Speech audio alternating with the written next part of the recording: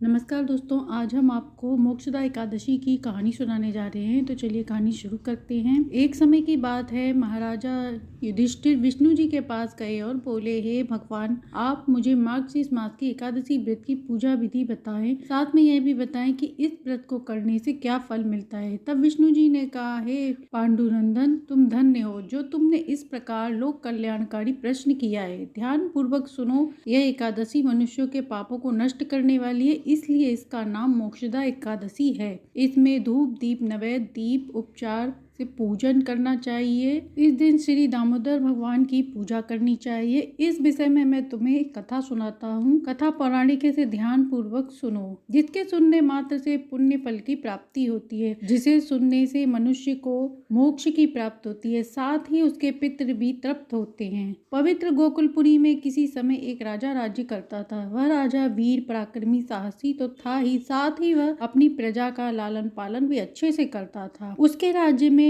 कर्ममणि राजा निवास करते थे। एक दिन राजा ने सपने में देखा कि उसके पिता श्री महाभयानक नरक में पड़े हुए हैं। वह राजा को देख प्रार्थना करने लगे कि हे पुत्र, कोई उपाय कर मुझे इस यातना से मुक्ति दिलाओ। अब राजा सोचने लगा कि मैं क्या करूं। बहुत सोचने पर जब कोई विचार नहीं आया तो वह राजा ने दरबार लगाया और उसमें उत्तम ज्योतिषी व तपस्वियों को बुलाकर सारा हाल बताया और कहा, कोई ऐसा उपाय बताए जिससे कि मेरे पिता का उद्धार हो जाए। उनकी ऐसी हालत से मैं बहुत दुखी हूँ। ये राजमहल, घर परिवार, राजपाट मुझे आनंदित नहीं कर रहा है। समझ नहीं आ रहा कि मैं क्या करूँ, कि पूज्य पिताजी को कैसे सामर्थ्य प्रदान करूं। उस सामर्थ्यवान बेटे का क्या फायदा जिसके पिता कष्ट झेल रहे हों। विद्वानों ने कहा, राजन, यहाँ के समीप एक पर्वतन ऋषि का आश्रम है। वह महामुनि भूत वर्तमान तीनों लोक के ज्ञाता हैं। वह आपको सब कुछ बता देंगे। ब्राह्मणों की ऐसी बात सुनकर राजा आश्रम में चल दिए। वहाँ अनेक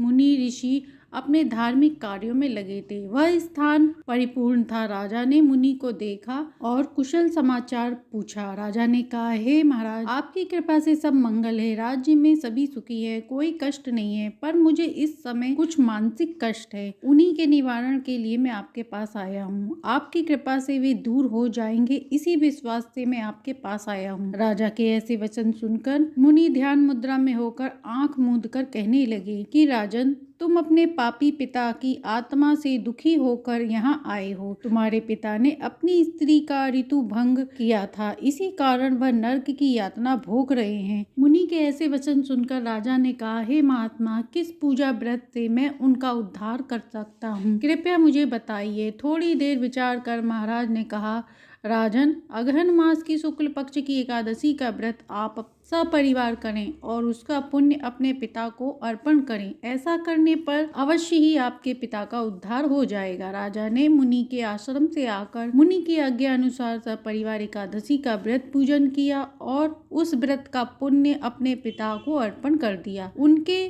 फल स्वरूप उनके पिता को एक दिव्य विमान में बैठाकर स्वर्ग के द्वार भेजा गया। पिता ने जाते समय अपने पुत्र को कल्याण कहा और धन्यवाद भी दिया। विष्णु जी युधिष्ठिर से कहते हैं, हे राजन, इस मोक्षदा एकादशी का व्रत करने वाले के समस्त पाप नष्ट होकर मोक्ष प्रदान करता है। वह इस व्रत के समान कोई दूसरा व्रत नहीं है। इस कथा को सुनने सुनाने से वाजपेयी यज्ञ के बराबर फल मिलता है। तो ये थी मोक्षदा एकादशी के दिन सुनी जाने वाली मोक्षदा एकादशी की कहानी। कहानी अच्छी लगी तो लाइक एंड सब्सक्राइब करें।